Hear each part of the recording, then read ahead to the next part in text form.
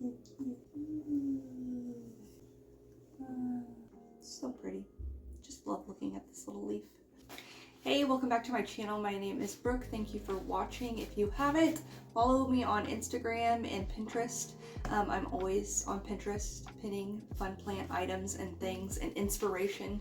And so you can follow me on there. I wanted to talk about the obvious in the room, the Valentine's Day inspired plants. I tried to make this video last year and it was just lame and I gave up. But this year I have already been to Lowe's. I have seen their selection. They have a whole, plant section ready to go for Valentine's Day. Target does too. They have super adorable, maybe I'll include a screenshot if you find this hilarious, super adorable mini ficus, so ficus liratas specifically, in these like tiny little pots, like miniature little ficus. And I almost bought it, but it was $10 and I knew that it probably would die and it wouldn't go anywhere, but it is really adorable. And so thought that was fun. And so they have a bunch of other like mini plants. They have a mini palm, which is just a parlor palm, but it was really cute. So I thought I would go through and show some Valentine's Day inspired plants. Now, personally, I'm not a huge Valentine's Day person, but if it's a plant, I'll take it. That's all I need, really.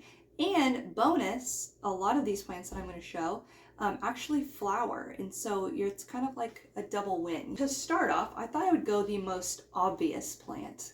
This is the HOYA KERRII, and yes, you see these everywhere around this time of the year. They're so cute, little heart-shaped leaf. What more could you want? What could be more Valentine's Day than this?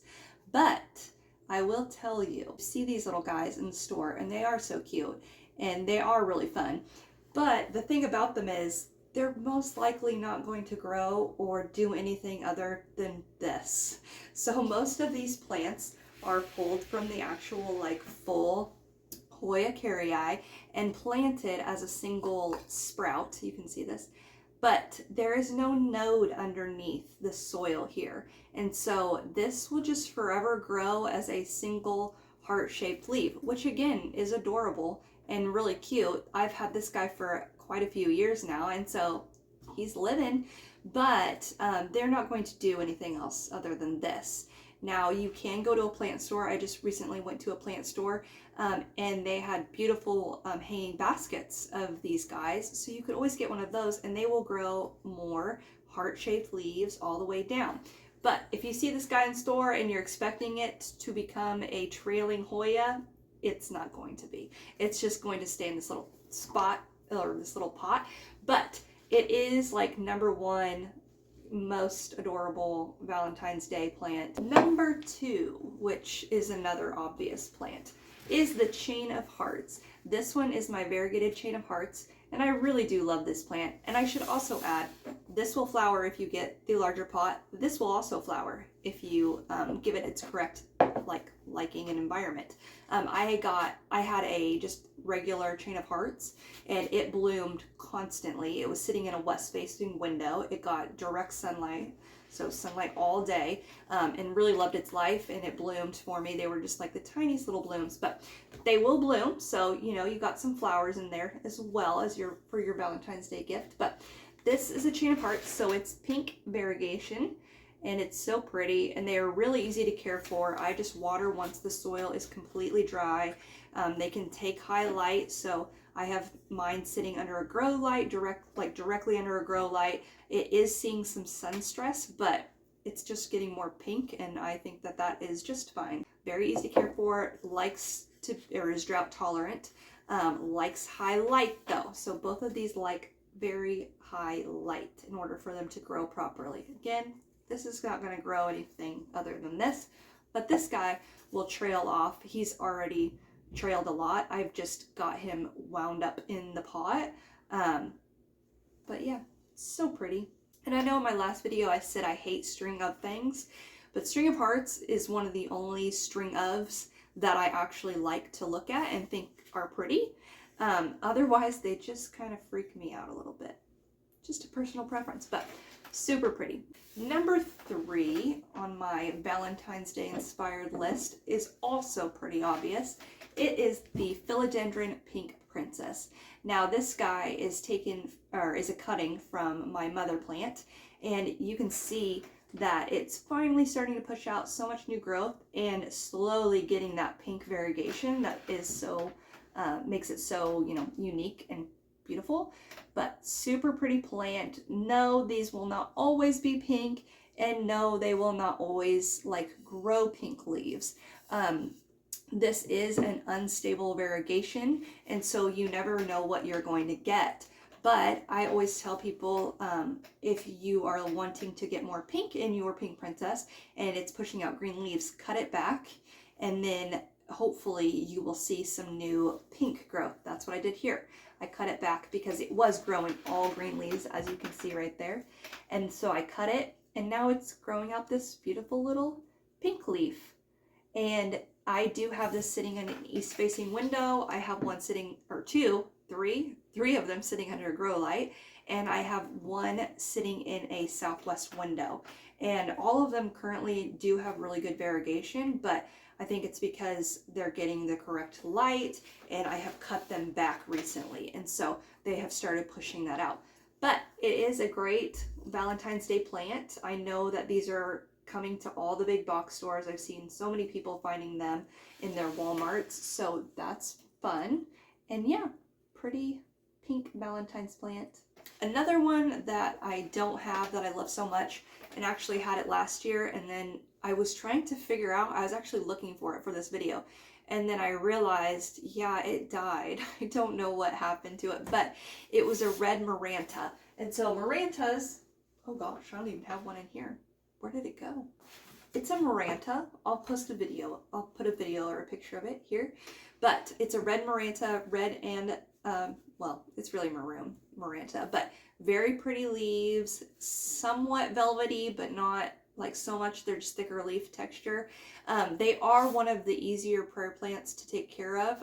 They are in the family of the Calathea, and so that can get a bad rep, but these are pretty easy to care for. I do use filtered water on them, and I do let them dry completely out, and none of them have had any issues with that. And they will flower. I've had so many of mine flower. They put off these really tiny little pretty flowers. And my red one that I used to have in my home in Washington sat in a west facing window, and it bloomed all the time. I loved it. It was really adorable. So those are one of my favorite plants. They move. They're really cool. Calathea do move. You can watch them. They will close their leaves, but Marantas are just more exaggerated. That's why they are called the prayer plant. They are more exaggerated, and you will literally, like, they'll be open and then they'll all of a sudden be closed. They're really cute. Fun plant. The next plant that I thought I would show, which is not going to be its great of an example as it could be, is this Crimson Queen. So this is a Hoya, and it is a Crimson Queen. And there are many different Hoya types that actually have pink variegation in them. This is just the one I had, and so I thought I would show. But it has, the center of it gets pink, and actually I think that means it's a different type of Hoya. I'm not very good at the Hoya names,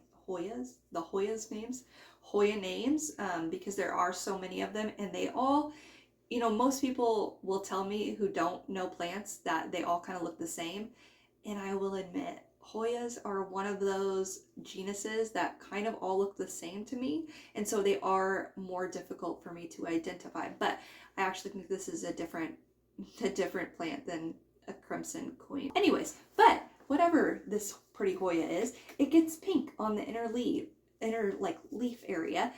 This is not a good example, and I just pulled a stem off that actually had more pink, but they do get pink. They do get pink, and they're pretty, and they're a trailing plant. They can be drought tolerant.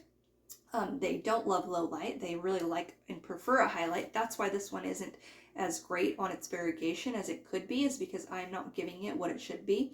It is sitting in a southwest facing window. However, that southwest facing window is covered.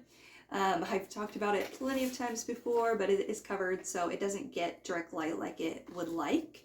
But this is a very pretty plant, fun to look at. Again, trailing, flowers if you give it the right light. One of my actually favorite plants is this rattlesnake calathea. Name doesn't sound too Valentine's Day-ish, but the leaves are this really beautiful maroon burgundy color. They are easier to take care of than most calathea are. I think it's because of the thicker leaves. It is drought tolerant. I let mine dry all the way out. It can do well in low light. This sits in an east facing window and hardly gets any light, and its leaves are getting really large. And it's just it's just an easy, fun plant. Like the leaves are this crazy little zigzaggy going on. It's a very pretty plant. A little bit, you know, darker Valentine's Day-ish. It's not so pink. It's more maroon and dark and moody, and it's pretty. Another one that I don't have anymore, but I actually got rid of this before I moved, is a ficus ruby. And so actually, like most, or not most ficus, there are a few ficus that are in the rubber tree part of the family, and they have pink leaves. So one of them is the ruby, another is a taneki. I've seen them, well actually mine right now is regrowing its leaves, and they do have a pink tint to them. Now that will go away over time once they mature, but the ruby is pink. It's pink and maroon, and it's very pretty. A lot easier care than the ficus lyrata, which is in the same family. They can deal with lower light situations, but of course it's a tree, and so they are going to want very high light. They are drought tolerant, and they are just not as finicky as a ficus lyrata. They can be moved. I have a Melanie, I don't know. It is a burgundy-ish, but more green plant, but it sits in a southwest facing window right now, but I have moved that guy all over, and it has not dropped leaves or, you know, freaked out like the Lyratas do. It's very pretty and easy going and easy growing. Once they get growing in a good spot, they grow like crazy. And so mine right now is just constantly growing. Another plant that I don't have, but actually my first YouTube video was on this plant, is a, why did I just forget the name? A polka dot plant. These plants you can find in most big box stores.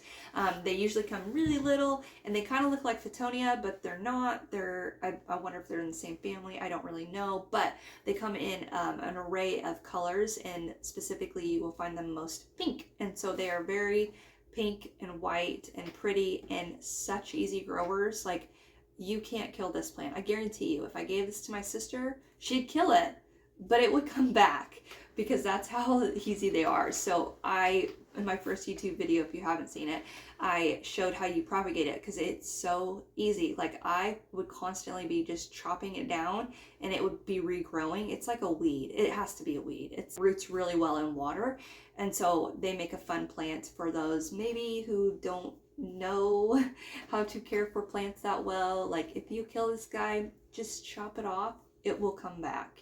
I had it sitting in a west facing window, and I did allow it to dry all the way out, even though that's not what it likes. It likes to stay a little bit on the wet side, but it could tolerate it, and so it's a great little plant. Another plant that I do have is this Syngonium. Oh, the Syngonium.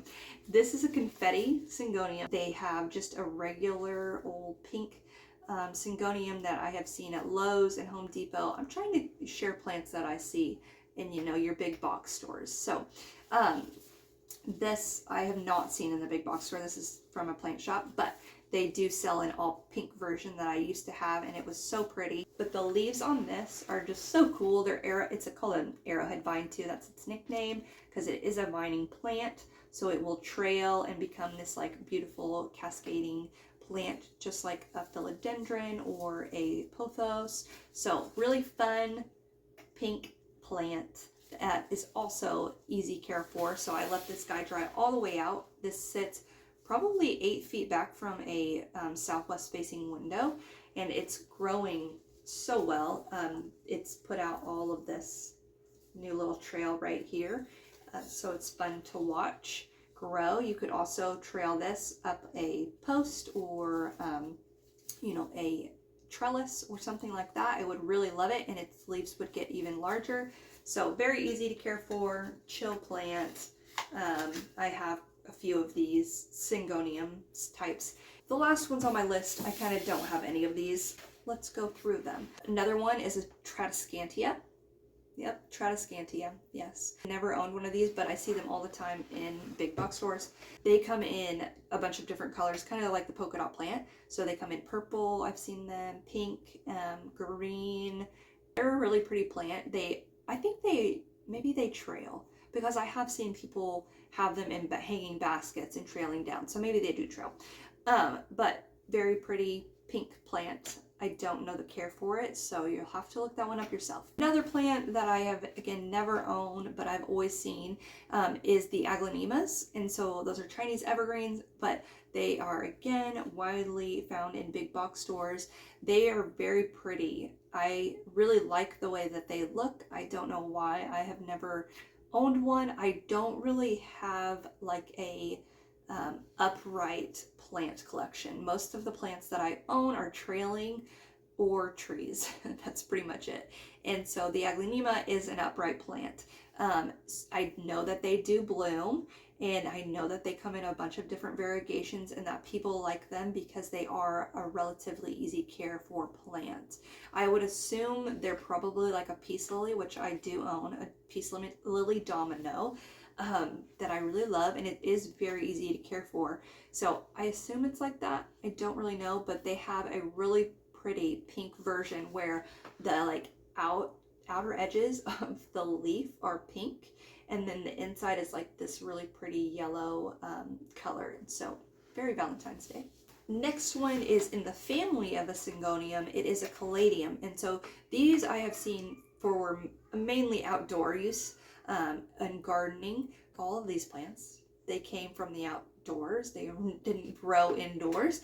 And so I have seen many people bring them inside. They are really pretty. I don't know the care for them. I assume they're going to be like a Syngonium, where they're maybe drought tolerant. I don't know for sure. I do know that they have really thin, like super thin leaves to where some you can see through them, and so that might be a problem, but they are very pretty. They come in a lot of different pink shades. You see these especially in the springtime in the outdoor section, but it's a fun Valentine's Day inspired plant. The next two are maybe my hardest plants that I have on the list. All of the ones that I have listed, besides for the ones that I've never owned, I can personally say they are relatively easy care. Any plant is going to require care, and it's going to be a learning curve. But the last two I have personally killed.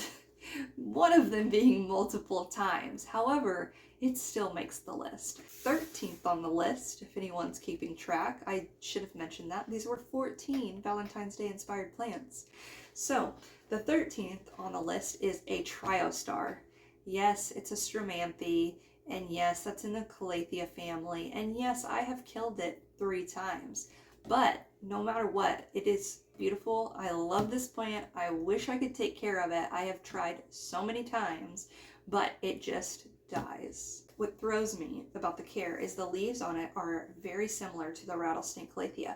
So you think, I can keep this alive and growing. Why can I not keep the Stromanthe alive? I have no idea. I don't know. It is beautiful, and it is pink and white variegation, and they can get really large. I guess these are upright plants. I lied. So I do have an upright plant. This Triostar is a upright plant.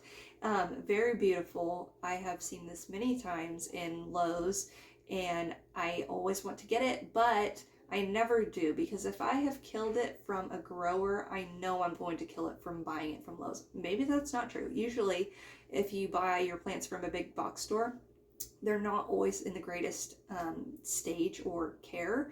I will say that where you get your plant and where it's grown matters, or who cares for it, because I have purchased many plants from Lowe's that I have purchased from growers that just don't last like the ones from the growers. They often die off or have pest issues or whatever. So I know that I'm not going to get one from Lowe's again if I've killed it already from 3 other plant shops. It is really beautiful. It is one of my favorite plants. I love the pink and white variegation of it, and so it makes it makes the list. Last one is the Calathea rosy. Yeah, I think this is actually an easier care for Calathea than I give credit. I did keep it alive. Some of it died off, but it was alive. I stuck it in a potter and I actually sold it prior to moving here because I knew that it was not going to last. But it is very pretty. It has darker leaves, so on the moodier side, and it has a nice maroon backdrop.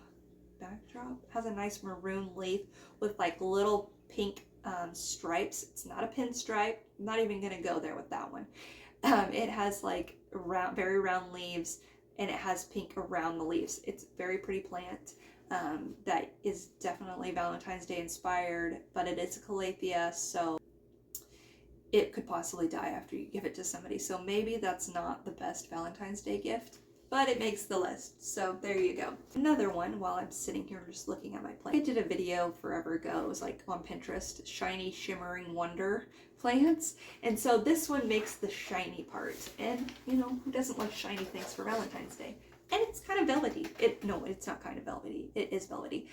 Is the Philodendron micans. Now this is sad, but this guy was so full and lush. And then the other day I went to water it and I pulled it out and pulled like 4 strands off of it. Like I just broke the plant in the middle of it. So now it looks really sad, but it wasn't really sad. It was really pretty. They are really pretty leaves, velvety texture. They are very shiny. See that shimmer? So pretty. So this is just an honorable mention. It has no pink in it whatsoever, unless you want to call, like the petioles do have a little bit of pink in them. You can see that slight variegation right there. But it is very pretty, shimmery, velvety plant that would go, I would say, go along with Valentine's Day. That is it. Those are my 14 Valentine's Day inspired plants. Hope this helps you on your Valentine's Day gifting. If you're gifting someone a plant or a plant person, maybe go for one of these. Since it's a plant, they'll already love it. But then it's, you know, pink and variegated. Not pink and variegated. It's pink and it's very Valentine's Day feels, so it could just be an added bonus. Let me know in the comments if you have any other Valentine's Day inspired plants, and thank you for watching. Make sure to subscribe so you can be up to date on all my next video ventures. Thanks again for watching.